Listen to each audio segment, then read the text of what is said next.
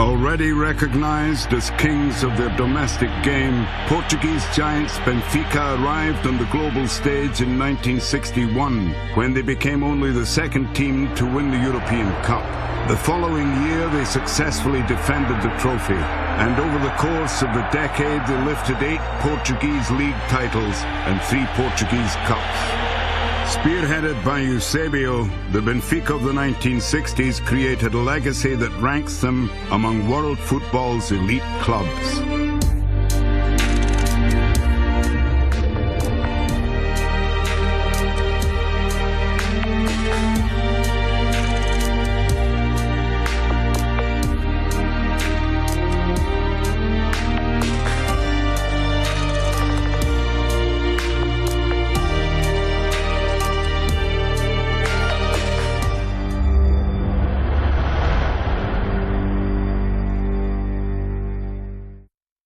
Playing for any club as big as Benfica, as great as Benfica, made life easy for me.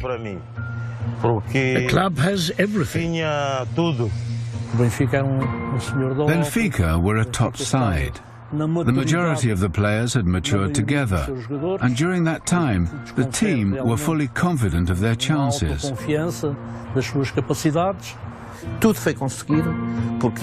All this was achieved due to the fact that they produced the first generation of great players in Portuguese football. Hungarian Bela Gutmann joined Benfica in 1959 from rivals FC Porto. He had attracted plenty of notice in a nomadic managerial career that had seen him take charge of 14 teams in 9 countries over 26 years. But it was in Lisbon that he would enjoy his greatest successes.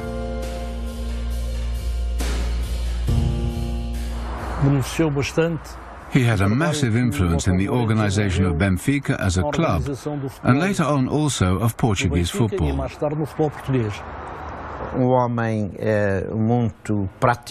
He was a very practical man, very clear in his psychology, his mental preparation. He was ahead of his time. For instance, Mourinho today says the same things as Bela Gutmann said 50 years ago.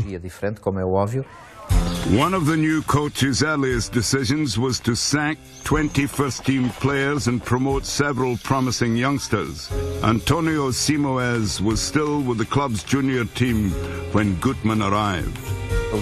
He told his assistant, Fernando Caiado, this young lad next year has to play with the big lads. He needs to play with Costa Pereira and Coluna and Aguas because he's nothing else to learn here. Gutmann's first season in charge put the club in contention with Sporting for the championship. José Augusto figured dramatically in a game late in the season that tipped the balance in Benfica's favour. Benfica versus Sporting. I remember it perfectly. We won 4-3. I scored 2 goals, one from the penalty spot, the other from a header that went past the keeper. It was a great victory and one that gave us great memories. Benfica's 10th domestic title had earned them entry to the following season's European Champions Cup. They showed they belonged in club football's greatest competition. Steady progress took them to a semi-final clash with Austrian club Rapid Vienna. Benfica had won in the Stadium of Light 3-0 and had practically secured victory, although 3-0 was not a guarantee because back then teams scored a lot of goals. A stormy second leg in the Austrian capital followed. Benfica played well and took the lead with a goal from Aguas, and only conceded the equaliser towards the end of the match. In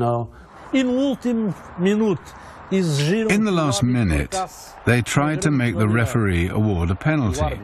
The referee didn't think it was a penalty, and the game just ended like that. The fans were furious. The final was against Barcelona, who were already seen as a great team because they had beaten Real Madrid. Benfica, at that time, were full of unknown players. And so that reinforced the feeling that Barcelona were the favourites to win. Barcelona at that time were on a level with Real Madrid. They were one of the top European clubs, and the respect that other clubs had for them was immense. The Spanish team's early dominance produced a goal from Kochich. Benfica got lucky during that period. They managed to respond well and were level at 1-1 through José Aguas. And then it was 2-1, an own goal by Gensana, which also involved the goalkeeper Ramirez.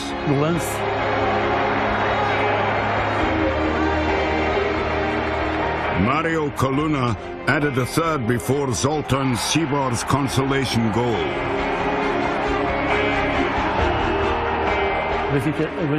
Benfica held on and achieved the victory. And it was a win no one could believe against the mighty Barcelona. Benfica had become only the second team to lift the European Cup, breaking the monopoly of the previously invincible Real Madrid. Predictably, the Portuguese title was retained. Thus began the most glorious era in the club's history. They would be European Cup finalists 5 times in 8 years. José Altafini's AC Milan faced Benfica in one of those finals. Benfica were blessed with an abundance of attacking talent. José Augusto regularly contributed goals from the right wing. He was very quick. One-on-one, he was very dangerous for the defenders. And he had great ability as a goal scorer. In his first year at Benfica, he scored 27 goals from the right wing, which is quite extraordinary. José Aguas was what I call an attractive player, a refined player. He captained the team to become champions of Europe twice, a focal point and a great player for Benfica. Outstanding on the left was Antonio Simoes. I was very fast, a dangerous player when playing one-on-one. I was able to dribble. Then I matured over time, even though I ended up losing some of my daring spirit. I was a great player who contributed to playmaking, to serve the team, etc., etc. He was an amazing player. Benfica has always had good left wingers, but Simoes, for me, was the best of the lot. He was a great colleague, a friend to his friends, always ready. The jewel in the Benfica crown was Eusebio. Ex-Brazil international Bauer had spotted the teenager playing in the Portuguese colony of Mozambique and recommended him.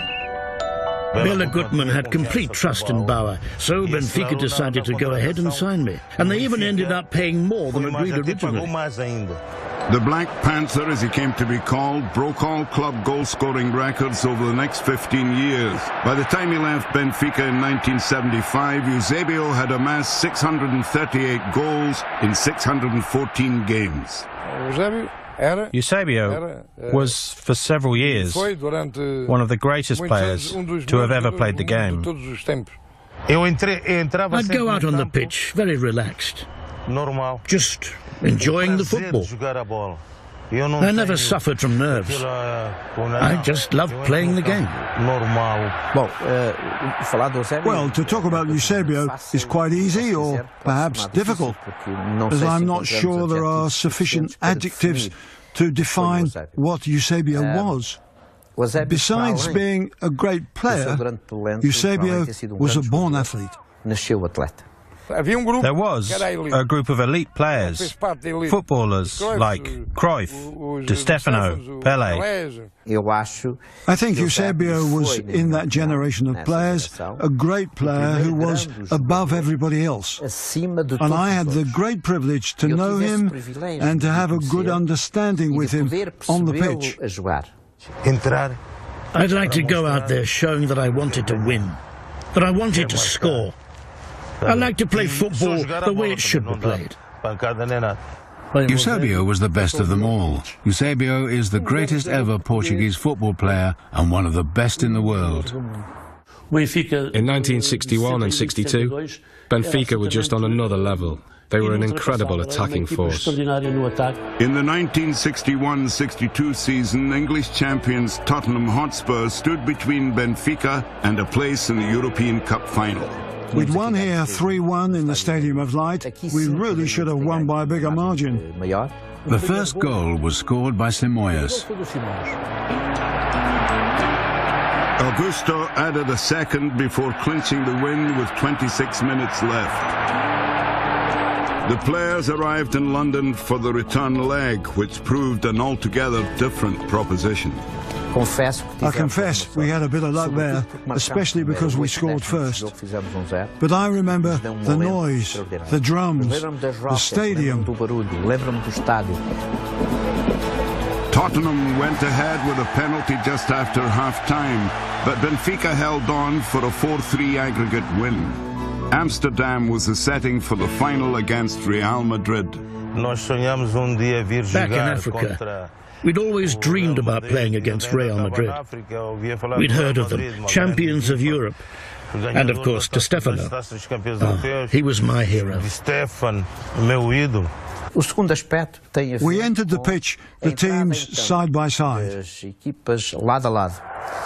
I looked at Di Stefano, Puskás, Kento, and all the others, in awe and admiration. And I realized then that I am actually playing against them. At that time, Real Madrid had great players. Puskás, Di Stefano, amazing players. But then we were a very young team, and we also had our qualities. We weren't the same as them physically, because we weren't as old as they were. In a breathtaking first half, Ferenc Puskás gave Real the lead. 5 minutes later, the same player made it 2-0.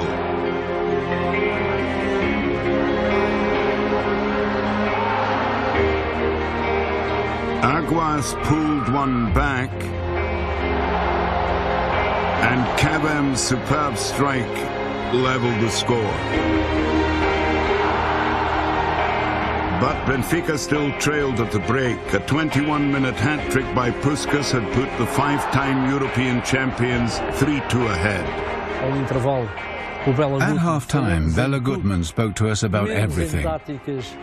Everything, that is, except tactics, or what we had to focus on. But he spoke with such sense that it really influenced us. I remember Bela Gutmann in his own special language, a sort of mix of Portuguese, Spanish, Italian, telling us, "Mister, sit down, Mister, sit down. Real Madrid tired. Real Madrid old, old, old. They cannot win. Real Madrid cannot run. Di Stefano dead, dead." That moment really struck us. If we score 3 or 4 goals, then we win.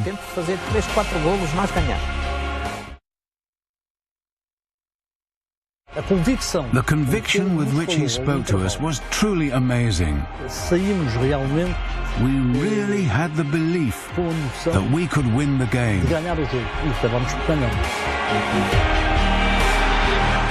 Mario Coluna equalized before Eusebio made his mark, scoring twice in 5 minutes to cap a fine individual performance.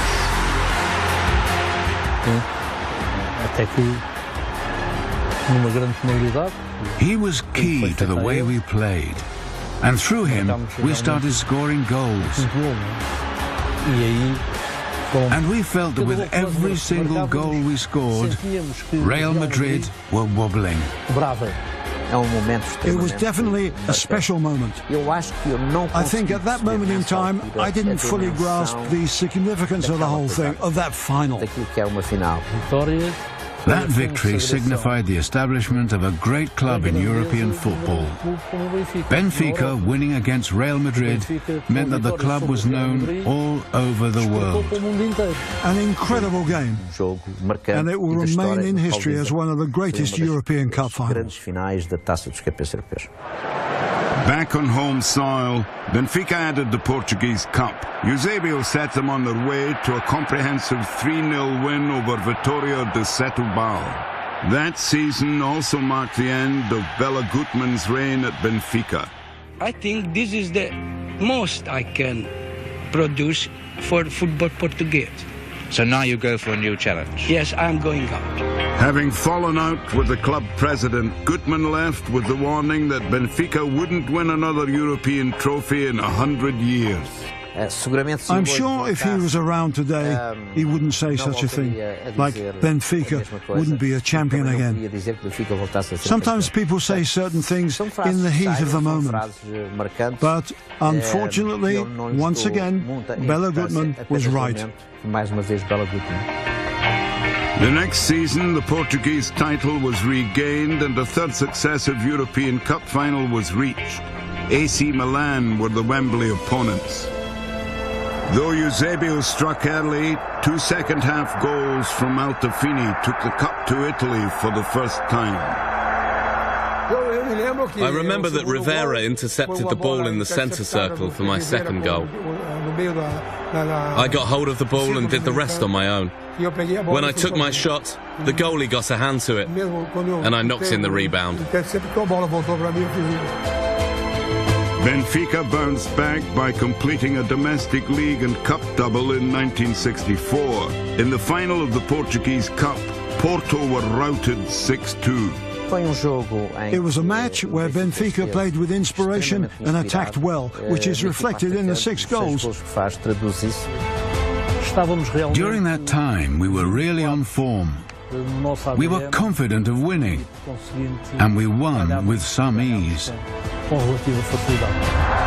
Jose Augusto goals and a penalty from Eusebio gave Benfica a 3-1 half-time lead. Then Simoes joined in after 48 minutes. I remember very clearly the ball was headed back from the left, and luckily I came in from the right and scored with a header. Further goals from Serafim and Torres underlined captain Mario Coluna's right to lift the trophy. Huge crowds cheered Benfica's free-flowing football at the Stadium of Light, contributing significantly to the club's success. To play against us in the Stadium of Light was like being in hell. The Benfica supporters, throughout all periods of time, have been the biggest mass of people in the world. It has been a tradition that has been passed on from fathers to sons and on to grandsons. And the supporters of the club have always been the 12th man, and here we are still. The players were also keenly aware of their own role as history makers. There's no magic wand in football or in any other aspect of life that can create success. You need to have the talent, be good enough, and have motivation, commitment, pride, etc. And that generation had all of that.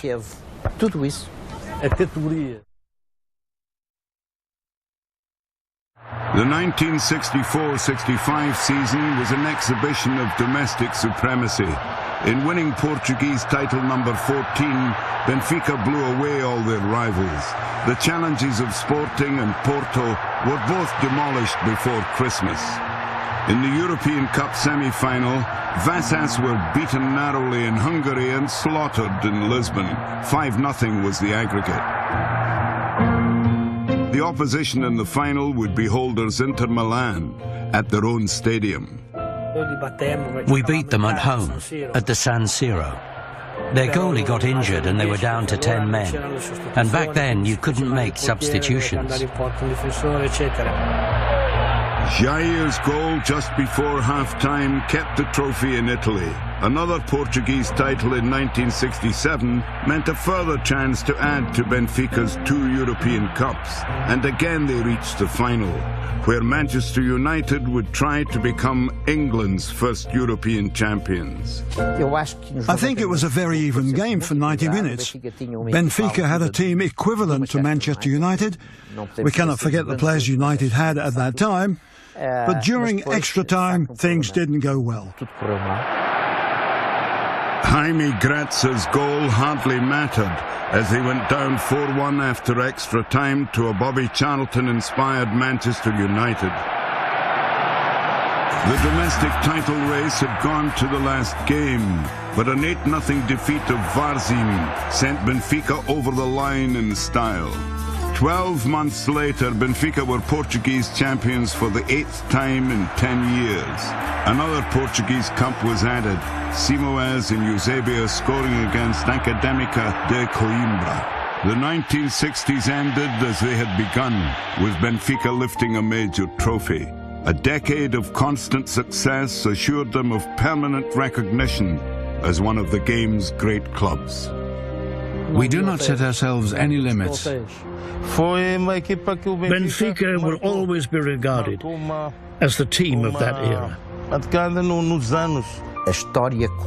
History tells us that the most important time for the club, the best time, the heyday for Benfica, happened in a generation of which I was privileged to be a part. The biggest factor of that decade in winning the titles that we won was down to the everyday relationships between the players. There was always a great spirit in the group because, after all, we didn't just play for Benfica, but also for Portugal. For me, it was truly a great privilege, and I am really proud of that time. I don't have red eyes, but I do have a red heart.